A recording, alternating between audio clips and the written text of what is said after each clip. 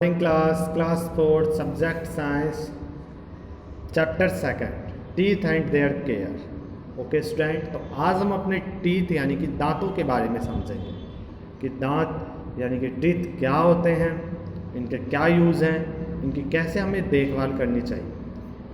तो इसके बारे में बहुत ही अच्छी अच्छी बातें को हम इस चैप्टर में सीखेंगे। तो चलिए स्टार्ट करते हैं हमारा चैप्टर सेकंड, जो कि है टीथ एंड देयर केयर, यानी दांत और उसकी देखभाल हम कैसे करें। ओके स्टूडेंट, तो सबसे पहले यहाँ बढ़िया सा एक फ़ोटो देख रहे हैं और उस फोटो में एक दांत यानी कि हमारे टीथ की फ़ोटो है। ये कितना साफ़ सुथरा और बढ़िया दांत है। तो हमें इतना साफ़ सुथरा टीथ कैसे रख सकते हैं, इसके लिए हम क्या करें, तो इसको हम सबसे पहले पढ़ते हैं फिर हम समझें। ओके, तो देखते हैं। Teeth, like many other parts of the body, have many important roles to play. They are grind of foods and mix it with saliva, starting the first stage of digestion process. They give shape of our face and make us look smart. बच्चों, teeth भी हमारे body का एक part है, body का एक हिस्सा है। यहाँ अपना इम्पोर्टेंट रोल प्ले करता है, जहाँ भोजन को चबाने के लिए, सलाइवा के साथ भोजन को अच्छी तरह मिक्स करने के लिए, उसको छोटे छोटे भोजन के पीसेस करने के लिए, और डाइजेशन प्रोसेस में यानी कि भोजन के पाचन में जहाँ इम्पोर्टेंट रोल प्ले करता है, वहीं they give shape to our face and make us look smart. वहीं ये हमें अच्छे तरह हमारे बॉडी फेस को अच्छा लुक देने के लिए, स्मार्ट दिखने के लिए भी हमें टीथ की ज़रूरत होती है, बहुत ही आवश्यक है। इस बात देखते हैं बच्चों, they have also speaking properly and last but not the least, to have a beautiful smile we should have a beautiful set of teeth. यानी कि बच्चों, यह जहाँ हमें बोलने में, अच्छे से बोलने में हमारी मदद करता है, वहीं इसका एक और काम है, वो ये कि यदि हम स्माइल करें, मुस्कुराएं, तो अगर अच्छे दांतें हैं, अच्छे ब्यूटीफुल टीथ हैं, तो स्माइल करते समय हमारा मुख का जो स्मार्टनेस है वो बहुत ही अधिक, बहुत ही सुंदरता बढ़ जाती है। ओके, अब देखते हैं बच्चों हम set of teeth next page पे, यानी कि किस तरीके से जो टीथ होता है उसका सेटअप होता है, किस तरीके से वे माउथ के अंदर होते हैं। तो सबसे पहले देखते हैं, we have two set of teeth during our life, milk teeth and permanent teeth. यानी कि बच्चों, जो टीथ है उसको हम दो भाग में बांट देते हैं। एक तो हमारा मिल्क टीथ होता है, यानी कि जिसको हम दुधिया दांत कहते हैं। जैसे कि यहाँ बच्चे को आप देख रहे होंगे, तो ये जो चाइल्ड है, इसका अभी जब इसका जन्म हुआ तभी इसके में जो दांतें आती हैं माउथ में, वे होती हैं हमारी मिल्क टीथ, जो कि बच्चे की आती है। और आफ्टर अपने आप सबकी भी आई होंगी, आफ्टर सम एज, कुछ वर्ष बाद जो उसकी ये दांत होती है, उसका जो टीथ है वो टूट जाता है, और फिर जो टीथ होती है उसको हम कहते हैं परमानेंट टीथ। वो परमानेंट टीथ जब तक वो जीवित रहता है तब तक रहता है, और कभी कभार उससे पहले भी टूट जाती है, तो आगे वह टीथ टूटने के बाद नहीं होती, परंतु मिल्क टीथ जो होती है टूटने के बाद एक बार और टीथ वो माउथ में आता है। तो देखते हैं, we are born without teeth. The first set of teeth start growing when a baby is about 6 months. यानी कि जब हमारा जन्म हुआ था तो हम बिना टीथ के थे, परंतु the first set of teeth start, यानी कि पहला जो सेट आता है बच्चे के, वह लगभग 6 मंथ, यानी जब वो 6 महीने का आता है तो उसके मुंह में दांतों का आना, टीथ का आना स्टार्ट हो जाता है। And till the age about 2.5 year, और इस तरीके से 2 साल या 2.5 साल तक उसके मुंह में दांत आते रहते हैं।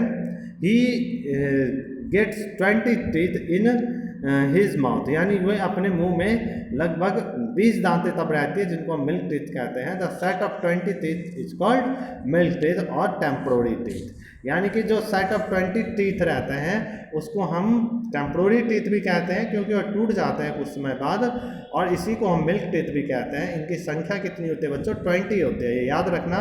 और ये बच्चे में, जब बच्चे का जन्म होता है तो 6 महीने से लेकर के 2 साल तक आती है, और कुछ साल बाद फिर जाके ये टूट जाती है। These teeth start falling one by one after the child reach the age of 5 and new teeth taken their place. और यह जो दांत है, जब बच्चे 5 साल का हो जाता है तो यह टूटने लगता है, और टूट टूट करके फिर उसकी जगह पे जो नया टीथ आता है उसकी जगह फिर क्या आता है बच्चों, नई टीथ आते हैं। तो this set new contents 32 teeth, 16 in the upper and 16 in the lower jaw.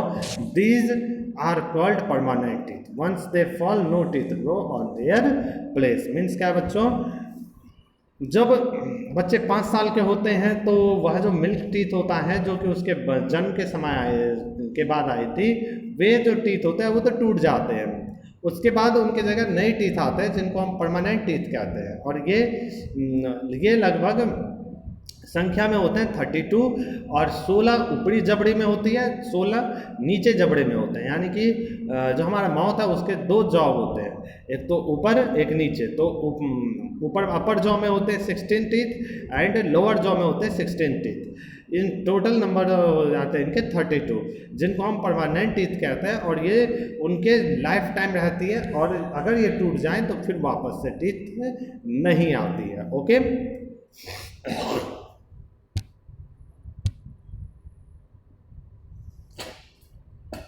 Okay student, तो नेक्स्ट देखते हैं हम।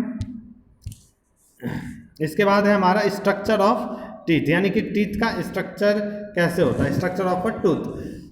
The structure of tooth can be divide into 2 parts. इनको हम 2 भागों में बांटते हैं। फर्स्ट है हमारा इंटीरियर स्ट्रक्चर, एक्सटीरियर स्ट्रक्चर, और फिर हमारा इंटीरियर स्ट्रक्चर। यानी कि एक्सटीरियर मतलब बाहर से हमारा जो टूथ होता है वो देखने में कैसे लगता है, और इंटीरियर में उसका क्या स्ट्रक्चर है। यहाँ आप देख सकते हैं जो ये आपका वाइट कलर का दिख रहा है, ये तो आपका कैसा हो गया, एक्सटीरियर स्ट्रक्चर हो गया, जिसमें कि आपका ये वाइट कलर का है, इसमें इनेमल हो गया, उसके बाद ये क्राउन।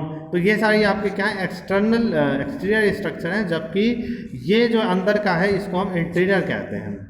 इसमें उसके रूट्स हो जाते हैं, नर्वस हो जाता है, ब्लड वेजल्स हो जाते हैं। तो ये सारा उसका क्या है, स्ट्रक्चर है। तो एक एक करके समझते हैं। एक्सटीरियर स्ट्रक्चर क्या है। Our tooth has 3 main parts, crown, neck and roots. Crown बच्चों आपका यहाँ से लेकर यहाँ तक का पार्ट्स होता है crown.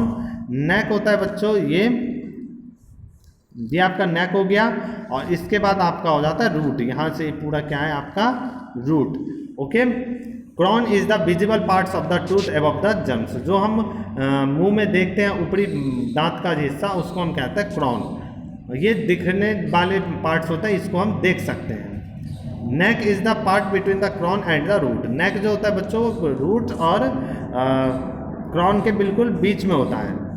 And root is the parts of the tooth under the gums and inside the bones that keep the tooth fix in its place. जो रूट्स होते हैं बच्चों वो दांतों को पकड़ के रखते हैं एक जगह पे, और इस तरीके से वह जो टीथ होता है वो एक जगह फिक्स रहती है। उसमें फिक्स रखने में उसको कौन मदद करता है, रूट मदद करता है। ओके, इसके बाद बच्चों इंटीरियर स्ट्रक्चर है। इंटीरियर स्ट्रक्चर में जो उसका मेन पार्ट्स हैं वे आपके इनेमल है, डेंटाइन एंड पल्प है। इनेमल बच्चों हमारे बॉडी का सबसे हार्डेस्ट सब्सटेंस है, और ये वाइट कलर का होता है, जो कि दांतों को कवर करके रखता है, उसको सेव करके रखता है। ओके स्टूडेंट, फिर हमारा डेंटाइन है। डेंटाइन क्या होता है, below the enamels lie dentine, it is yellow bone like but not too so hard. यह इनेमल के नीचे होता है और येलो कलर का होता है।